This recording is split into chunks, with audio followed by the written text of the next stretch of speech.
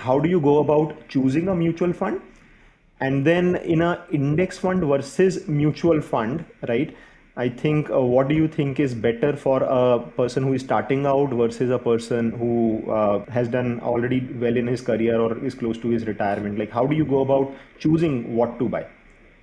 Yeah. So, firstly, the way I chose mutual funds has very little intelligence attached to it. I think I made the same kind of mistakes that people do today. So, my current portfolio is basically a residue of mistakes that I all did. So, basically, I said, okay, I'm going to stop making mistakes and I'm just going to do nothing. Just leave it as such and let's see what happens. So, that's the kind of place I am in today. But it is so nice that the data tells us that it's very difficult for active fund managers to beat the market. Not just recently, even if you take past data, that is, if you take data ending up to 2007, you can see that for any given category, only about half the active mutual funds consistently beat the index.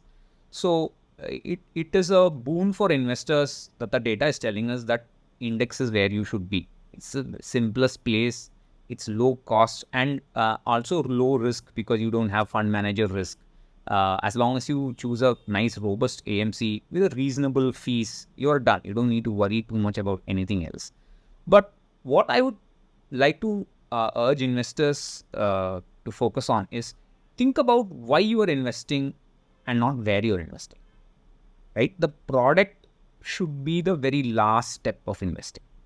I mean, you should have a proper goal, a proper target corpus, a good asset allocation for that, and you should determine how much I should invest every month or whenever I can in this asset class and that asset class, fixed income and equity, just to and then finally look at the product. The problem for investors is they're always looking at the product first and they don't have a process. And if you have the process and if you're confident about the process, I would say you wouldn't care so much about what the product is. There are many people who say I'm very clear about my retirement plan. I like active funds. I don't care about the extra fees. I don't care about the fund manager risk. I'm very happy to take that additional risk. It's the same like saying, like what you said, I prefer direct stocks to mutual funds. That is absolutely fine. But I'm saying that choice is the last step. Have a proper plan, and after that you can take an informed choice. Of course, you have to bear the costs of your choices. Things may not go to plan. Even in index funds, things may not go to plan.